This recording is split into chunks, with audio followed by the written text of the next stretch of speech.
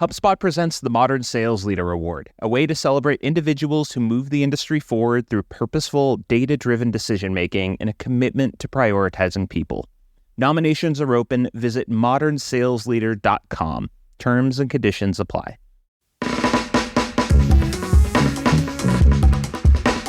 Hey folks, welcome to the Science of Scaling podcast. My name is Mark Roberge. I'm very excited to have my friend Kevin Egan on today.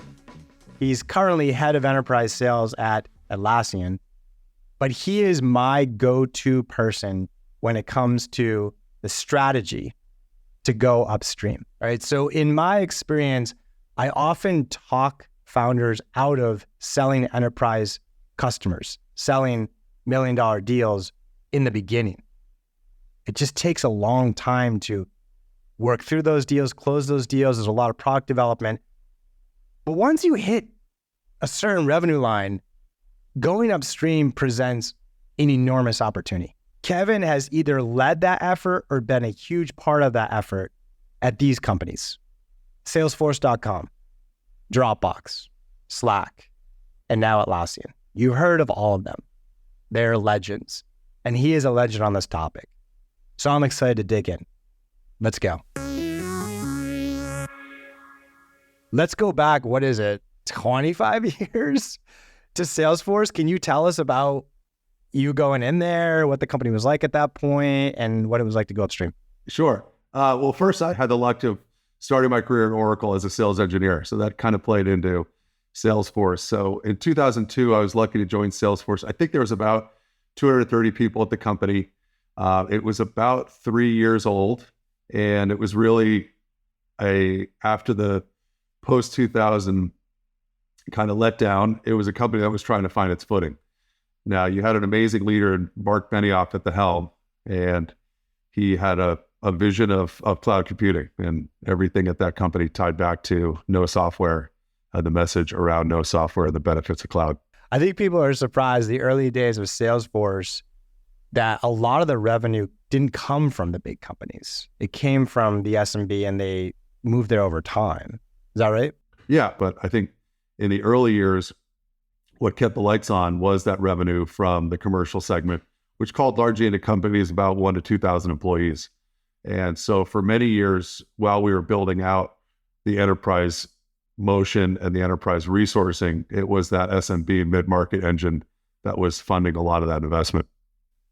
What does that mean, build out the enterprise motion? And I'd say first is people, hiring more senior sellers who know how to get into large, complex accounts. Also from a technology standpoint, if you think back in the early days, it wasn't until about 2007, 2008, I think we landed at Salesforce, landed a really big bank, landed a really big insurance company. And those companies had requirements that we hadn't seen before. So I think we actually built out our own data center implementations for those companies. So everything that goes into trust and security, making sure that you're in a position to take on a bank like that, is a lot goes into that from a people, process, and technology standpoint. Let's unpack those. Maybe start with the tech and the customer. How do you get that first bank to go first? Well, it is a land and expand, right? Salesforce likely had built up a very strong reputation within the company. From there, it goes to, okay, if end users love it, how do I, as an IT or technology leader, get more of this? If in fact the TCO is reduced and the ROI is there. So first is generating the end user love, and then second is kind of getting to business sponsors that will see the benefit to them personally, also to their careers personally, and ultimately to the company, which is, if I give this to my end users, will we be more efficient as a company? Will my employees be happier? And ultimately, can we save a lot of money here? That's interesting to land. It seems like that's where a lot of these mid-market products struggle, is you kind of have to figure out that opening use case. Just to bring that to life as sort of a data point for us, do you remember what the use case you leaned into as the initial land on that first bank or that first set of banks? So oftentimes with Salesforce, the first use case that we found was collaboration around forecasting and opportunity management. moving from Excel spreadsheets, from contact databases that were all siloed into a common team database in Salesforce.com that allowed everybody to roll up a more accurate forecast. So that was usually the number one use case that got us in the door. Great example. And oftentimes I hear from companies looking to make this shift that they struggle with that because in the mid-market, sort of that platform value prop was their key differentiator. The fact that you had all this stuff. And you're saying that the key, at least for Salesforce, and I've heard this across a lot of them, is you have to be a little more precise in your use case and land somewhere. But oftentimes that use case may be not competitively differentiated if it isn't included in the rest of the platform. So are you kind of cooked if you don't have that? You have to kind of reimagine that, or how do you tackle that situation? It's a good question. I think it really is, if you're going for a land outside of developer operations or the developer tool chain, even in the developer tool chain. But if you're going for a land in a business unit, it does, to your point, have to be a precise use case that you're facilitating better than anybody else can. Hey folks, just Mark here. I just want to reiterate this really important point by Kevin. I think founders and sales teams that embark on this upstream journey for the first time intuitively don't get this right. They think that bigger companies are more mature. They think that bigger companies have more complex problems, but it's actually the opposite. What is perceived as a simple problem to fix for a smaller company, it's really hard to fix that for a bigger company. And so it's critical as we move from the mid-market to the enterprise that we shrink the footprint of the problem that we go after. We're probably going to run into a brick wall if we try to sell a cross-functional platform. We have to be really precise around a tight use case for possibly a mid-level manager to do a successful land. And then we can run the expand process that he's about to walk us through. All right, let's get back to Kevin. Faster, better, more engaging, easier to use, and so forth. And that was the case with Salesforce.com and opportunity management in the cloud versus somebody's spreadsheet who was sitting on a hard drive and was not getting updated in real time. And so, for the land in a business use case, they're not looking for a platform. They've got what we call a stick in the eye problem. And how do you help me get this, solve the stick in the eye problem and get out of this situation in a short period of time? And then along the way, if you deliver value and people start to use it and start to see the benefit in using it over the old way, then you really can gain a lot of momentum. Going back to the hiring piece, I'm curious your take on the difference between a great mid-market salesperson and a great strategic account executive. Whether you're looking at someone that you see potential to promote them or you're interviewing for the outside, what's different about the skills of those strategic account sellers? Well, I think there's some commonalities between great sellers, whether you're selling into SMB, mid-market, and large enterprise. And that is curiosity, humility, persistence, and just pure smarts, how to put the pieces together. Where I see strength in large enterprise sellers is that ability to put the puzzle pieces together and realizing that it takes time. So there's an element of patience in getting through large, complex deals. There's an element of the playing field is much larger. You're bringing in many more stakeholders across a large enterprise than you might be in a mid-market account. And you have to piece that all together and put the business value prop together across a much larger audience and frankly, be more convincing across a larger audience. You mentioned for the strategic account seller, you said putting puzzle pieces together, patience, the understanding the playing field and the stakeholders, developing the business value proposition. How do you assess for those in an interview? Yeah, so I think the way to find that and to see how people are doing that is really to dig in. You never hire senior people in a enterprise selling role in one shot, right? You're probably going through 6 to 10 interviews. The final interview that I'm participating in is largely around, tell me who you are, but most importantly, tell me about what win you're most proud of. And we spent 30 to 40 minutes getting into a very deep win with, maybe a Fortune 500, a Fortune 1000 company. And what we're looking for there again is who were the stakeholders, how many were there, how many did you have to pull together into a kind of a single thread of a campaign to win that opportunity. And then where did it get hard and where did you have to kind of ultimately overcome to get that deal over the finish line? In that process, you can ask very specific questions because in many of these companies, there's large sales teams. And the question is were they in the driver's seat or were they a passenger seat or, were they just riding along or were they actually driving the deal? Hey folks, Mark here. I love this comment about putting the seller in the shoes of the buyer and his comment on empathy. That is so key. It's so key in any sales situation, from inside transactional to mid-market, and then becomes just so important in this enterprise context. It's like they really need to understand how this buyer thinks about their problems, how they think about solving it, so they can create that empathy. And so when you're reflecting on your own sales enablement, your own onboarding for your salespeople, your own sales training, ask yourself, how much of that training is about your product versus how much of that training is about understanding the buyer? And maybe some light bulbs will go off on how to optimize that. All right, let's go back to Kevin. And so you get into very specific questions on, well, tell me what happened in that conversation, or who was it that you had on a text basis and was helping you get over that finish line? So you're trying to distinguish from drivers versus passengers in some of these large deals. But ultimately, it comes down to take us through at least a 30 to 40 minute deep dive in a deal review, and you get a good sense for their ability to navigate and close. I love that. Let's move on to Dropbox. What was your mission being brought in there? Talk us through that. Dropbox was a fantastic opportunity. In 2012, after 10 years at Salesforce.com, Sujay Jazwa took a chance and hired me as the first VP of sales there. The context was I joined in February, and in April, we launched Dropbox for Business. And contextually, Dropbox was really one of the first runaway B2C consumer apps, and was adding, I think, it was like 20,000 net new users a month type of thing. Anyway, they were on a tear from an end user acquisition standpoint, and a lot of people were bringing this product to work with them.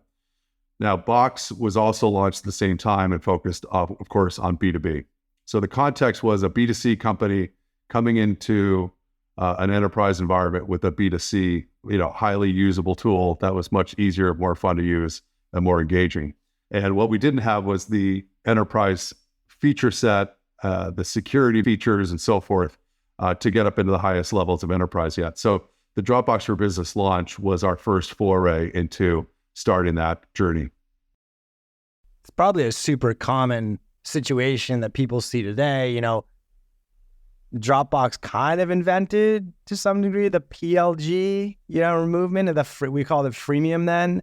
And you see a ton of companies now, we're going to move on to Slack in a second, but who start in more of a B2C type motion, and it kind of becomes B2C to B. Yep. And they have a purebred sales-led growth B2B incumbent. In this case, it was Box, who Right. I imagine was they would walk into the CIO's office and have everything the CIO wanted to hear about in terms of geographic redundancy and security admin roles and all that stuff. And that was a new muscle group to Dropbox. Yeah. And it was, you think about to run Dropbox as a B2C company by itself. And at that time when I joined, I think there was about 500,000 users on their Dropbox platform.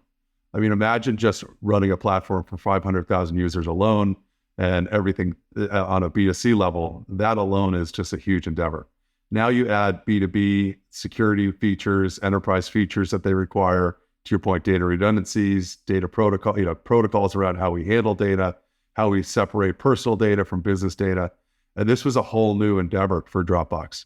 And what we would sell on and what was appealing to our end users was the fact that they saw their employees using Dropbox and enjoying it and being more efficient with it.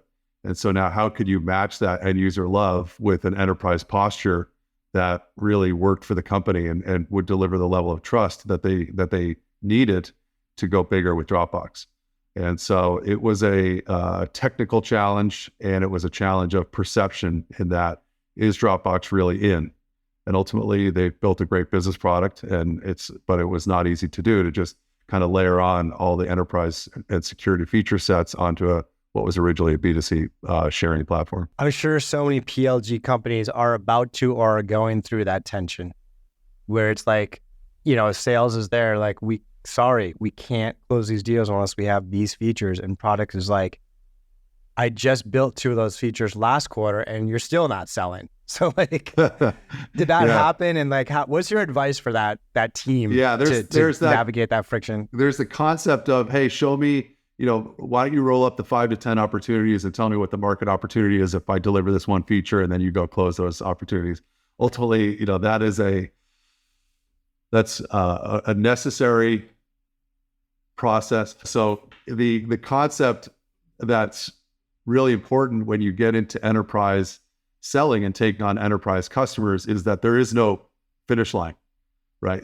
You look at it today, you look at what's happening with GDPR and everything around data usage today. It's a constantly evolving field when it comes to security and operations around how we handle data and user privacy and so forth.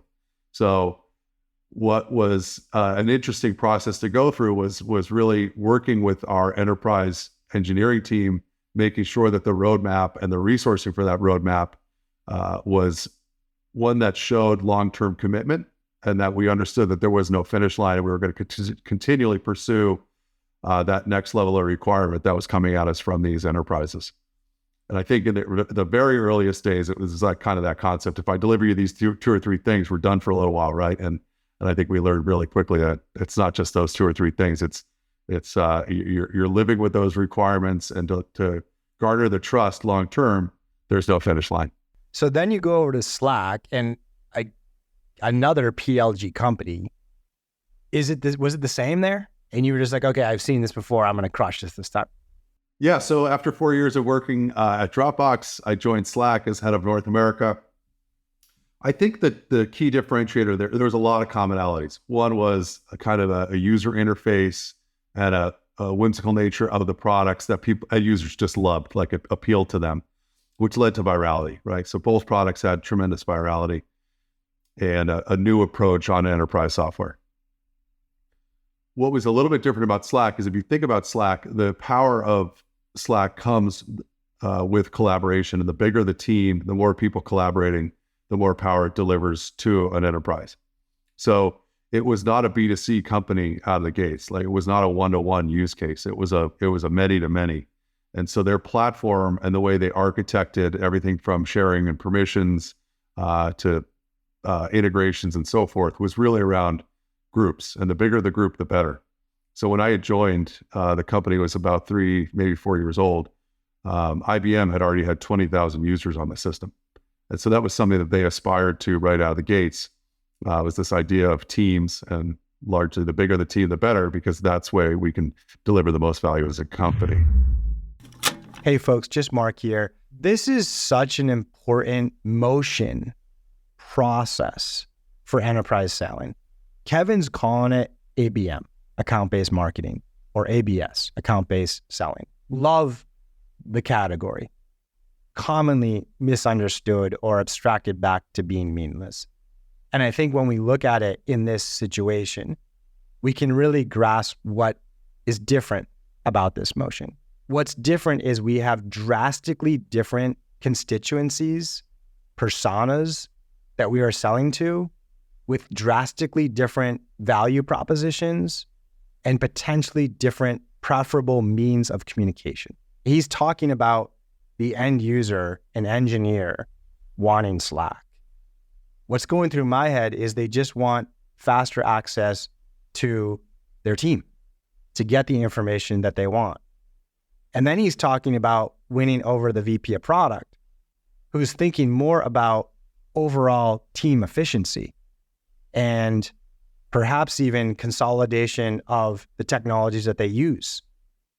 So it's just so critical to map this out from a methodology standpoint and teach our salespeople who are the different personas involved in this buying process, what do they care about, and how do we talk about our product differently so it resonates with each one. That to me is the core of ABM.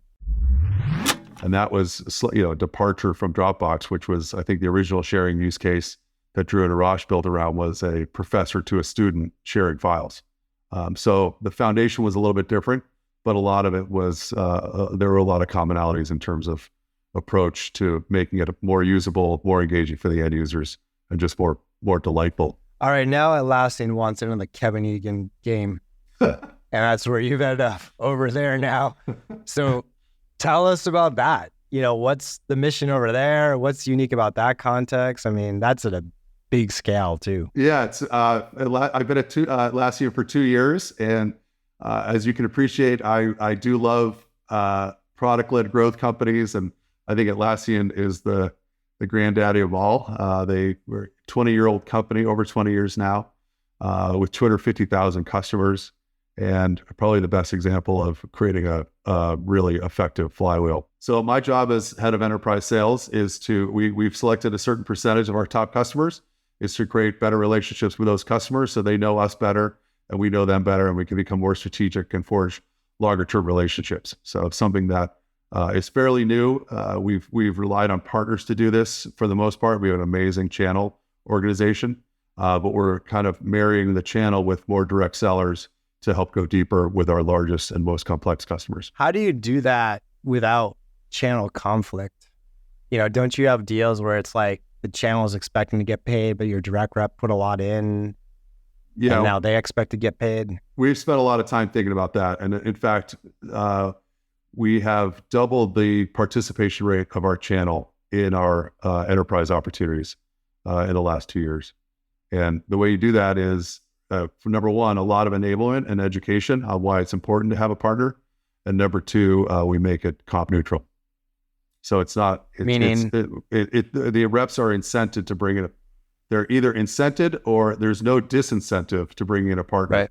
And when you have a partner, and again, we have a great channel ecosystem. We had channel before we had direct sellers, and our channel knows our customers. Our channel has been walking the halls with our customers for a long time, and they're getting more specialized and so forth. Brilliant. Not always the answer to channel conflict, but this comp neutral, I love it. And a lot of executive teams can't get through the CFO to win this over.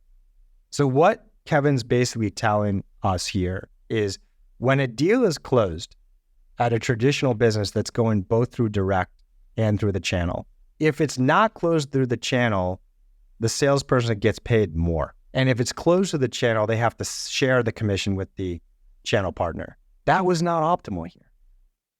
And what he's saying is, regardless of how the salesperson closes the deal, they make the same amount of money. And the channel partner makes the same amount of money, whether they ran the deal themselves or used a salesperson internally. That is brilliant for where Atlassian is right now, from what I understand. It's also a great starting point anytime you're starting to dip your toes into channel selling to eliminate that friction. Now let's circle back to the CFO issue. We can't just double CAC. So what we have to look at it from the CFO perspective is, there has to be a number that makes sense generally. There has to be a number that, like, if 40% of the time we pay the rep on a deal, and 40% of the time we pay the channel partner on the deal, and 20% of the time we have to pay them both, that the CAC irons itself out and we don't have to deal with these rules. That's the exercise we have to walk through with the CFO, that we can go to the channel and go to the sales team and say, you will be compensated the same no matter what. And we can go to the CFO's office and say, we've worked out the CAC numbers. I love what they're doing here. Let's get back to Kevin. Our reps are seeing incentive and long-term value for maintaining that relationship with the partner in the account. I love that. I love that. All right, so now we've got these beautiful 4 cases, and I'm going to do a kind of, I guess, a lightning round of, like, I'm channeling someone who's like thinking about going upstream, and they want to like pick your brain on these like strategic questions. So the first one is, how do I know when it's the right time to go upstream? How do you know it's the right time? I think it really comes down to your customers are going to tell you that. Your customers will be very vocal, and they'll find ways to get to the CEO and say, we could go bigger if you started to negotiate legal terms with us, if you provided more favorable pricing at higher end user tiers, if you were to put your data centers in XYZ countries, here is the opportunity for you. And here's what you're leaving on the table by not providing the right level of resourcing and technology to allow us to go there. So in the case of Atlassian and Slack, definitely there was a customer pull to get there. In the case of Salesforce, there was always that appetite to go there. It just took a little while to build out the infrastructure to get there. So ultimately, yeah, it's your customers that I think will tell you loud and clear that the opportunity is there and that you'll see a significant ROI. What's the first step? Like, do you hire 3 reps and an enterprise manager? Does this sit more in like marketing or product? Do you like tell one rep to like spend half their time on enterprise and half their time on mid-market, and it's like one of your better reps? Yeah, I think you need to start with a rep who is focused on enterprise. And in the early days, that rep needs to be jack of all trades, a Renaissance rep, if you will, doing everything from writing great copy to closing deals, which are hard to find, but they're out there and they're builders and they're multi-talented people, but they're really there. The early reps need to be there as the voice of the customer. Yes. You need the Renaissance rep. Like, I don't know why people think this is like they're going to go upstream. They have very little experience doing upstream. And the first thing they do is hire 5 enterprise salespeople. We can't think that way. Like, go back to the beginning of your business. You didn't like come up with the idea, start building the product and hire 5 salespeople at the same time. No, we know better. We have to figure it out. We have to figure out what the right product market fit is. We have to figure out what the messaging is. And then once we do, we have product market fit, we have go-to-market fit, then we can hire the 5 reps. When you decide to go upstream, you are starting over. You almost need like a little seed-funded team, including the Renaissance rep, who's going to have a ton of conversations with the market and be really good at communicating the opportunity back to the R&D team. I love this. Let's get back to Kevin. And those reps need a clear line of communication into product, into company leadership, and into legal. And so really the early reps from an enterprise standpoint, the ROI may be questionable, but it's really, are these people the best communication avenues, and can they capture a voice of the customer and bring it back to the company and help the company make the decision on whether this is worthwhile for them or not? If you're like advising a board and leadership team and they're like, Kevin, I feel like we have a lot of opportunity upstream and we feel like we are getting pulled up a little bit. Like, our customers are saying these things and we want to take that first step, but we know that we're going to uncover a ton of product gaps we have to work through. We're going to uncover a lot of human skill gaps we have to work through. We're going to uncover a lot of process gaps. What's your estimate in time from the moment we take that first step with the Renaissance rep to the point where we can say to like the Wall Street, say to Wall Street, we're committing to a revenue line on this year for the enterprise? Okay, so many companies in this space at earnings call will report how many customers they have over $50,000 or $100,000. Let's say you want to get to a couple dozen companies spending over $100,000. This is at least a 3 to 5 year journey. 3 to 5 years. Now, that's probably the reality for like a business of the size of Atlassian, with the number that's necessary to make a dent in Atlassian's top line. It's probably shorter for the 10, 15, $20 million business that really wants to make enterprise a line item. But it's not a month, it's probably more like a year. And yet I see so many boards and senior leadership teams who show up at the annual planning meeting and they're trying to go from 15 to 30, but their current motion only gets them to 25. And someone says, why don't we start selling the enterprise? And they sign up to a $5 million quota that year with very little experience in selling to the enterprise.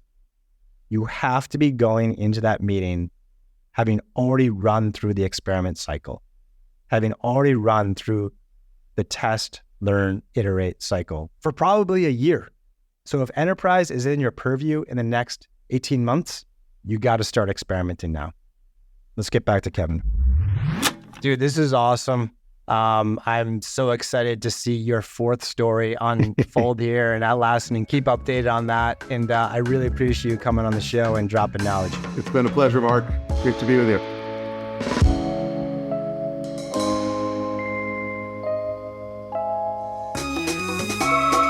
Today's episode was written and produced by Matthew Brown.